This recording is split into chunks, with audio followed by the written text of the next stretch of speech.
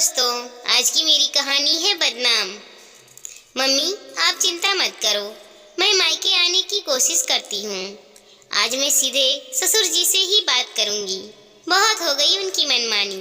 भला ये भी कोई बात हुई? मेरे पापा अस्पताल में एडमिट हैं और वो है कि मुझे जाने ही नहीं दे रहे हैं। इतना भी क्या अकड़ होना इंसान को। मानसी अपनी मम्मी से बोली, बेटा तू हमारे लिए अपना ससुराल खराब मत कर। अभी शाम तक तेरे भैया पहुंच जाएंगे, तब तक मैं संभाल रही हूँ ना। पर अगर समधी जी तैयार नहीं है तो वहाँ जबरदस्ती मत करना। वैसे भी आजकल बहुओं की माँ बदनाम होती है कि वो उसका घर नहीं बसने देती। मानसी की मम्मी ने उसे समझाकर फोन रख दिया। आखिर उन्हें अपने पति को भी तो संभालना था, जो इस समय अस्पताल में एडमिट है। आखिर था तो एक छोटा सा ऑपरेशन ही, लेकिन मम्मी तो अकेली थी। मानसी हिम्मत करके अपने ससुर के कमरे की तरफ चल दी, पर उसके पैर उसी समय ठिठक गए जब अंदर से सासू माँ की आवाज उसे सुनाई दी। वो ससुर जी को समझा रही थी और ससुर जी चुपचाप सासू माँ की बात सुन रहे थे। ये सुनकर उसे बहुत हैरानी हुई। भला ससुर जी को भी कोई समझा सकता था? उसे तो बिल्कुल यकीन ही नहीं हो रहा था। अब तक तो मानसी के सामने उसके ससुर जी की इमेज यही थी कि वो बहुत ही अकड़ू स्वभाव के व्यक्ति हैं, जो अपने आगे किसी की सुनते नहीं। अगर किसी चीज को ना कह दे तो हाँ करवाना बहुत मुश्किल ही नहीं बल्कि नामुमकिन है। इस घर में ससुर जी का ही सिक्का बोलता है, पर आज पता चला कि सिक्का ससुर जी का नहीं, सासू माँ का चलता है। ससुर जी तो बेचारे कुछ बोलते ही नहीं हैं, बल्कि सासू माँ उनसे बुलवाती हैं। सासू माँ जैसा चाबी भर देती है, वो उन्हीं की जुबान बोलते हैं। इतनी अच्छी इमेज बनी हुई थी मानसी के सामने उसकी सास की। माँ जी बहुत ही शांत स्वभाव की हैं, ज्यादा कुछ कहती नहीं है, पर आज उस इमेज के टुकड़े टुकड़े हो गए। भला कोई इंसान ऐसे दो चेहरों के साथ कैसे जी सकता है? बोलना है तो खुद सामने बोलो, किसी और के कंधे पर बंदूक रखकर चलाना तो गलत बात है। खैर, मानसी को इस घर में आए हुए अभी 1 साल ही तो हुए थे जब उसकी शादी इस घर के बड़े बेटे विनोद के साथ हुई थी। घर में सास ससुर, देवी लाल जी और मंजू जी, एक देवर अजय और एक ननद माया थी। पति विनोद की जॉब शहर में थी, इसीलिए वो शहर रहता था। महीने में 1 बार आता था, वो भी 2 दिन के लिए। मानसी यहाँ अपने सास ससुर के साथ रहती थी, क्योंकि ससुर जी ने शादी के बाद उसे जाने ही नहीं दिया था, ये कहकर कि पहले अपने रीति रिवाज को, अपने घर को समझो। पति के साथ तो फिर भी पूरी जिंदगी रहना है।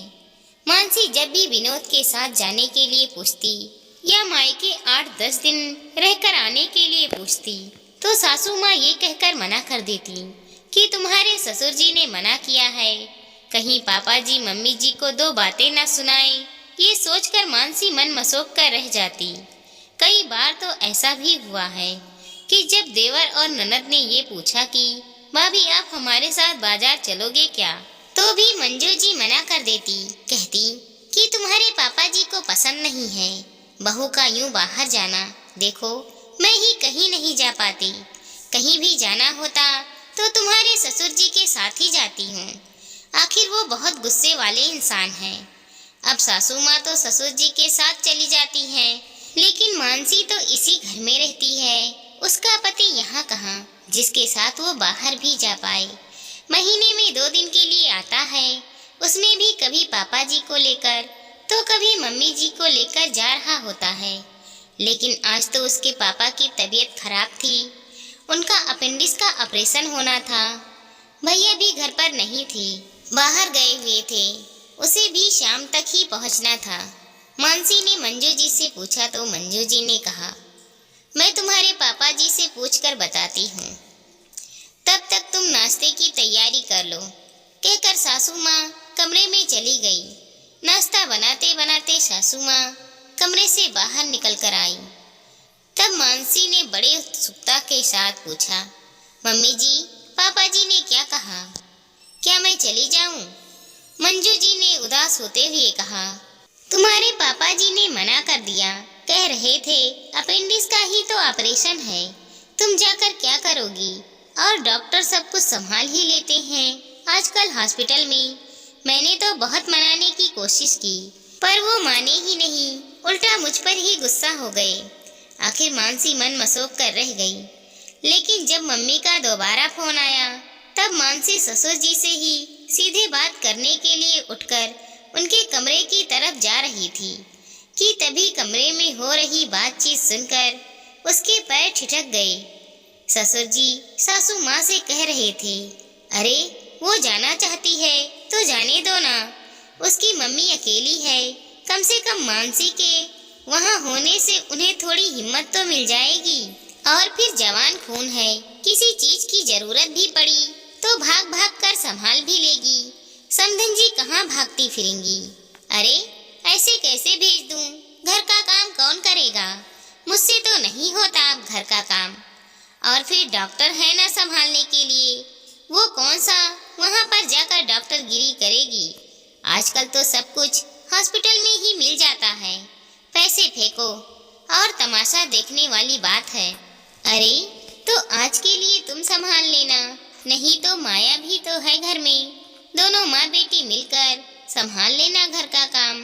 बहू के आने से पहले भी तो घर का काम होता था। अच्छा, बहू को क्या मंदिर में बिठाकर पूजा करने के लिए लाए हो? उसके होते हम दोनों क्यों काम करेंगे? अब ज्यादा उसकी तरफदारी मत करो।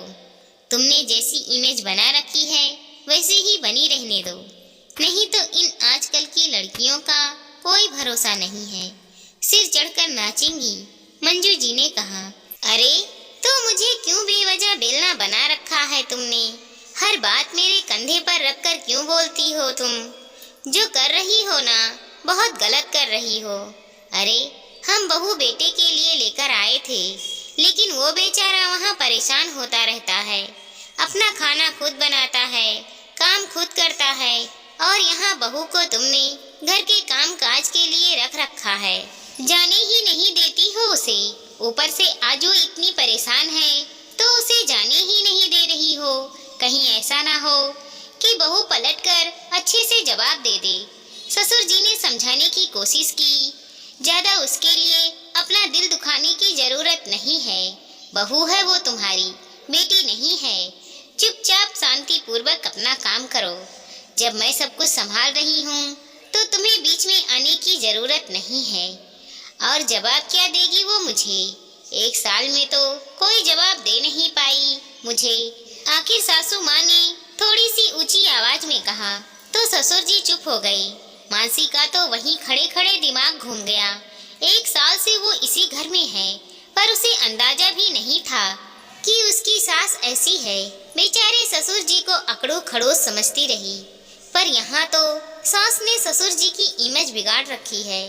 खैर हिम्मत कर मानसी ने दरवाजा खटखटाया। मानसी को यूं अचानक दरवाजे पर देखकर एक बार तो सासू माँ की भी जुबान हल्की में अटक गई, पर फिर हिम्मत कर बोली, क्या हुआ बहू, कुछ चाहिए था? जी मम्मी जी, मैं ये बोलने आई हूँ कि मैं अपने मायके जा रही हूँ। शाम को भैया जब आ जाएंगे तो वापस आ जाऊंगी, लेकिन तुम्हारे पापा जी को पसंद। मानसी ने एकदम से अपनी सासू माँ की तरफ देखा। बोलते बोलते सासू माँ चुप हो गईं। मानसी सीधे ससुर जी से बोली, पापा जी मैं अपने मायके जा रही हूँ, मम्मी अकेली वहाँ परेशान हो रही हैं। अगर आप चलते तो और अच्छा होता, पापा को भी आपको देखकर हिम्मत मिल जाती। मानसी ने कहा तो ससुर जी ने सासू माँ की तरफ देखा। सासू माँ से कुछ कहते नहीं बना तो मानसी चुपचाप अपने कमरे में आ गई और तैयार होकर बाहर आ गई। उसने दोबारा ससुर जी से पूछा, पापा जी आप चल रहे हैं? तो ससुर जी उसके साथ ही रवाना हो गए। पर इस वाक्य के बाद मानसी कुछ दिन बाद ही अपने पति के साथ रवाना हो गई। हालांकि सासू माँ ने रोकने की पूरी कोशिश की थी, पर इस बार तो मानसी जान चुकी थी कि मना कौन कर रहा है, इसीलिए सीधे ससुर जी से ही पूछने में उसने अपनी भलाई समझी। और ससुर जी के हाँ करते ही सासू माँ कुछ कह ही नहीं पाई। दोस्तों, चाहे किसी किसी का भी दुख हो, उसमें शामिल होना बहुत ज़रूरी होता है। उनको हौसला मिल जाता है और थोड़ा सा सपोर्ट मिल जाता है। दोस्तों, हमारी छोटी सी कहानी को लाइक करें, शेयर करें और चैनल पर नए हैं तो सब्सक्राइब करें। साथ ही साथ मिलते हैं अगले वीडियो के साथ। तब तक के लिए धन्यवाद दोस्तों।